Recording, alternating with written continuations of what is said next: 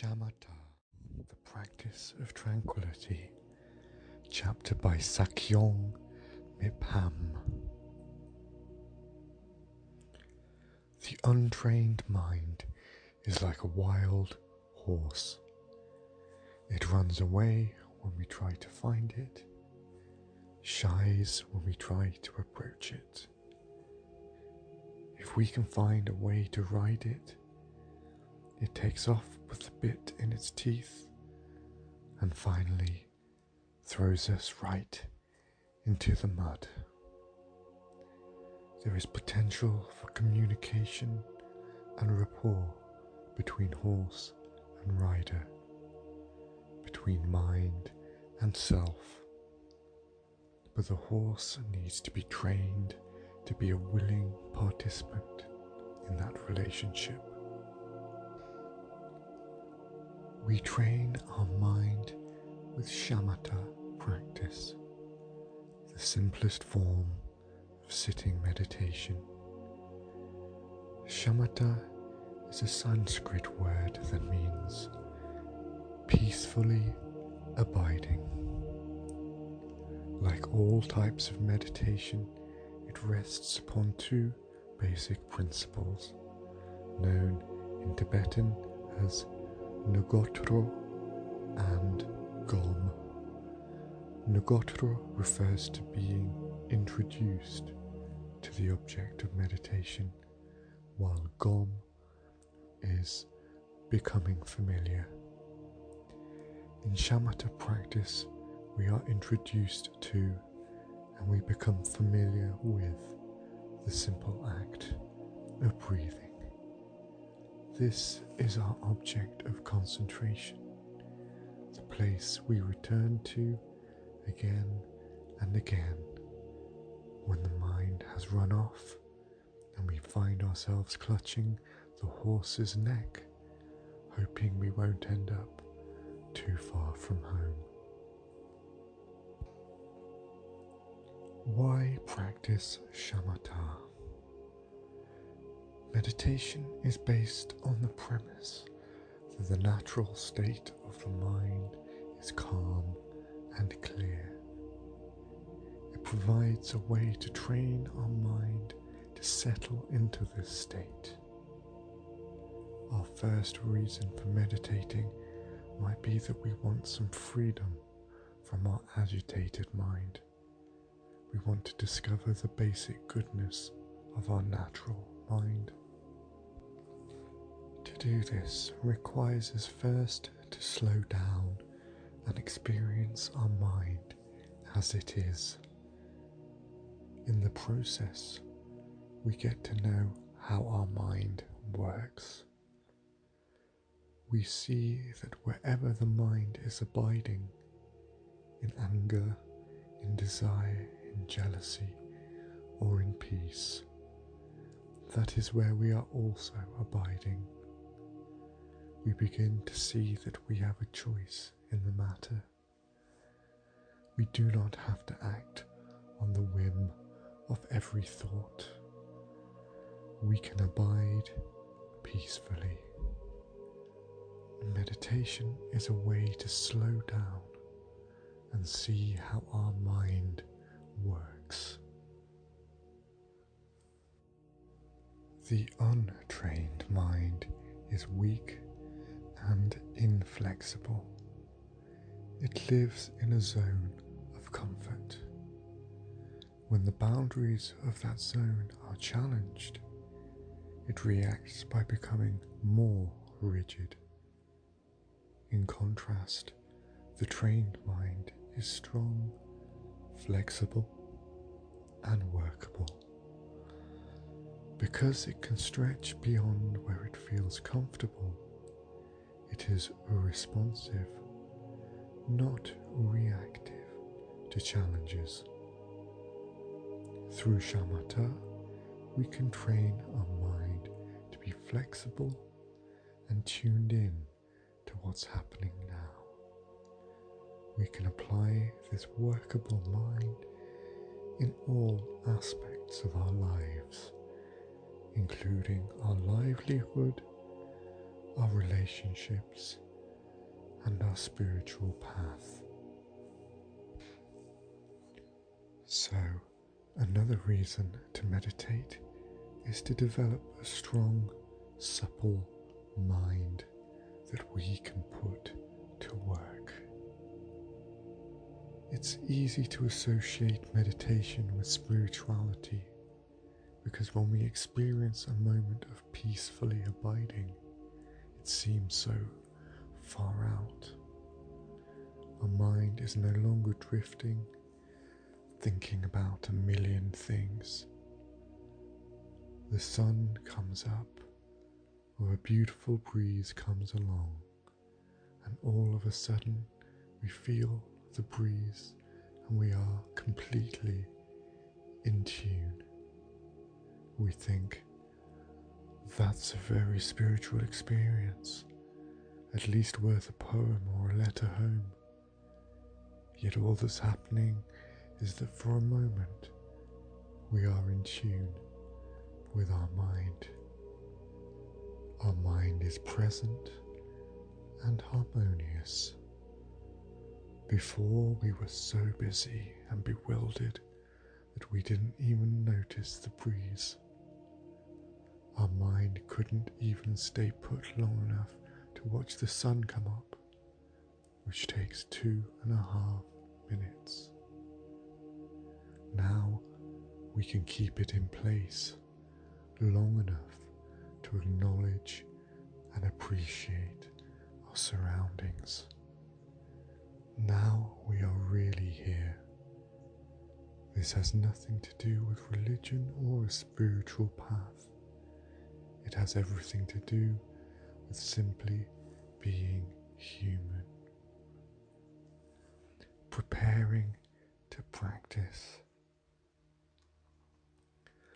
The basic premise of Shamatha meditation is not too tight, not too loose. This holds true in every aspect of the practice.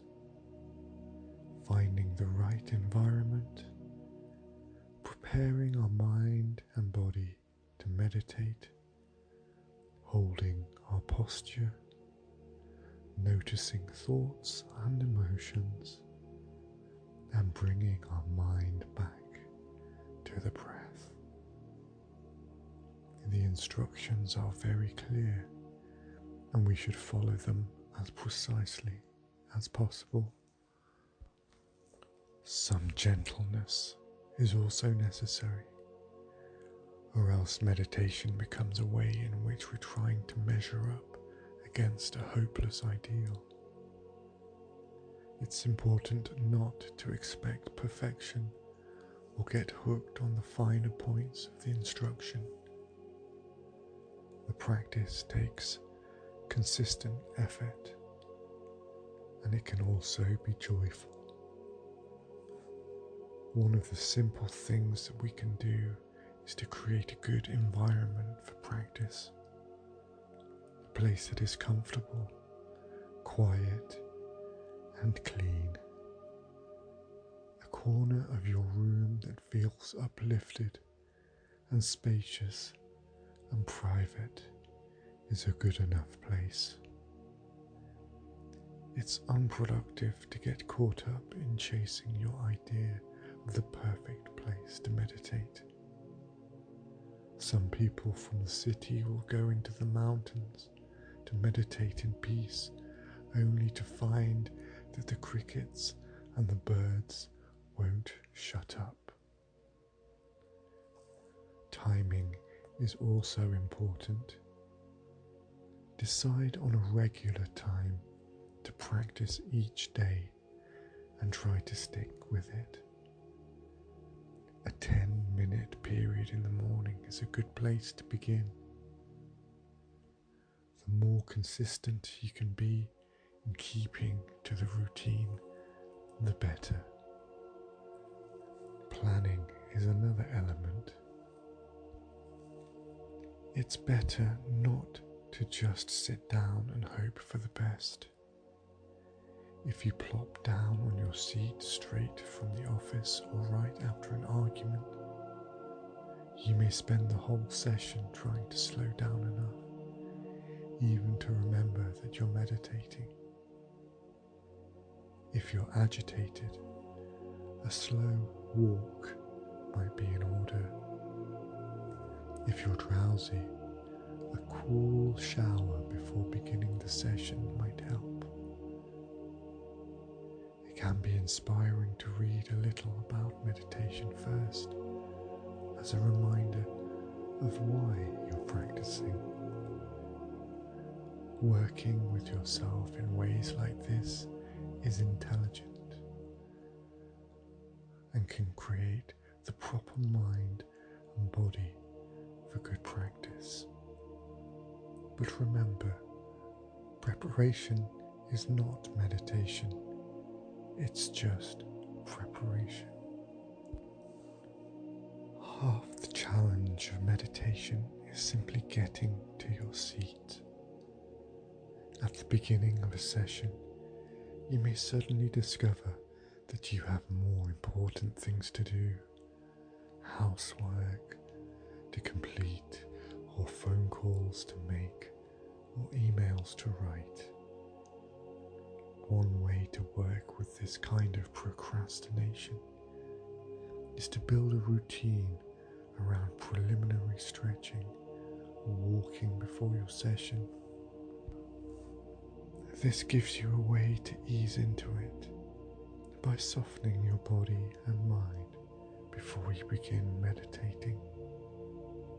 The more regularly you practice, the better you'll get at working with the strategies that the untrained mind cooks up to keep you from making it to your seat. Taking your seat. You can use different postures for meditation, but under ordinary circumstances, sitting is best. Whether you're sitting in a chair or on a cushion, consider the meditation seat your throne, the center of your practice and your life. When you sit down, take a balanced, grounded posture to allow the energy in the center of your body to move freely.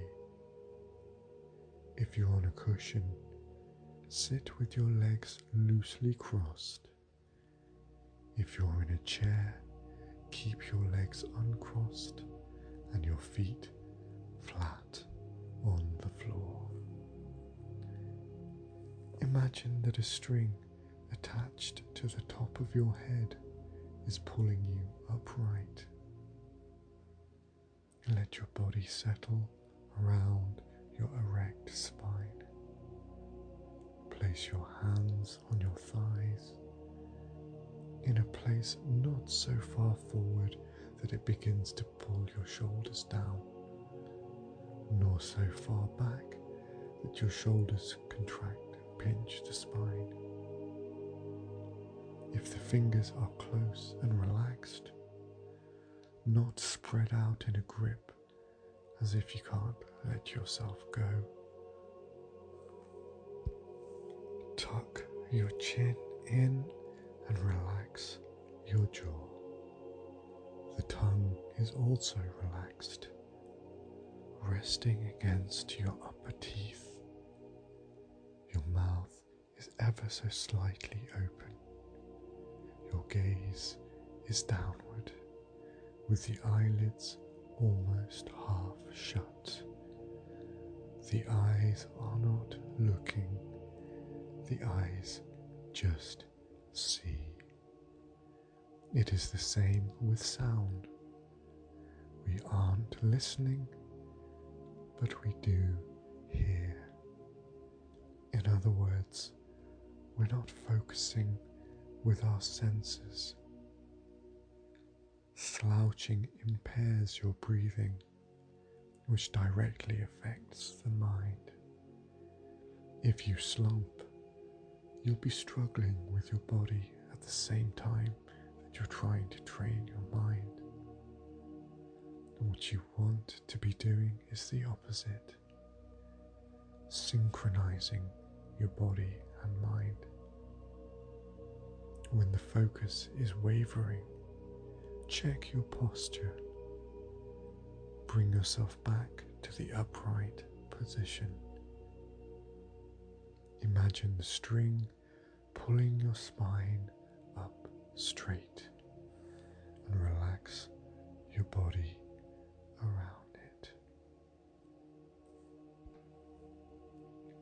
Working with the breath.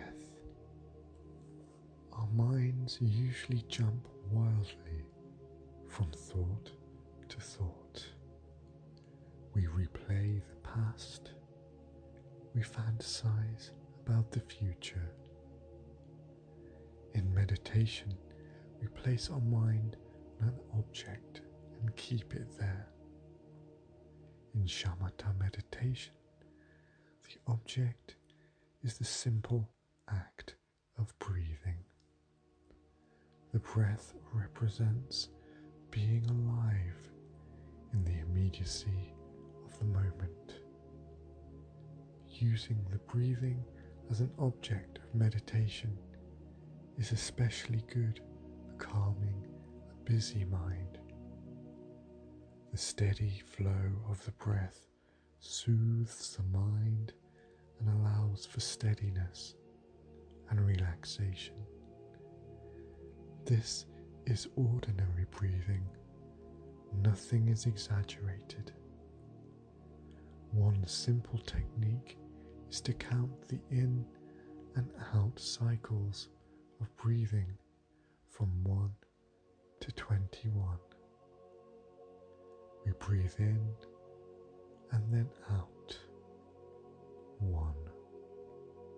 In, then out. 2. Place your mind on the breathing and count each cycle of breath. You can drop the counting when your mind is settled.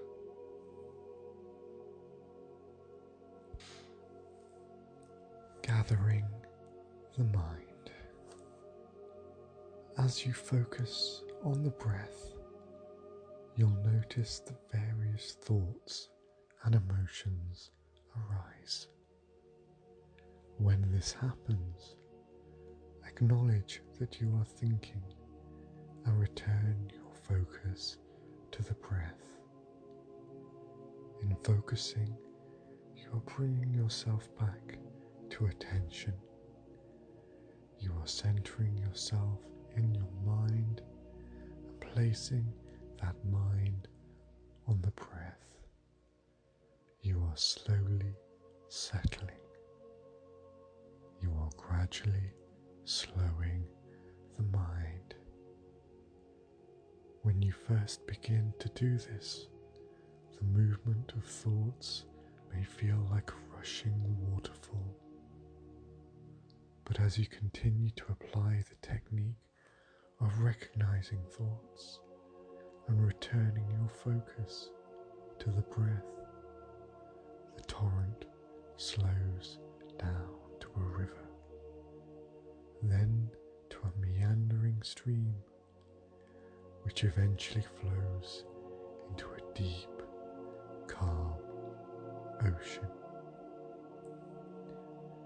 Having a mind that is at peace with itself, a mind that is clear and joyous, is the basis of happiness and compassion.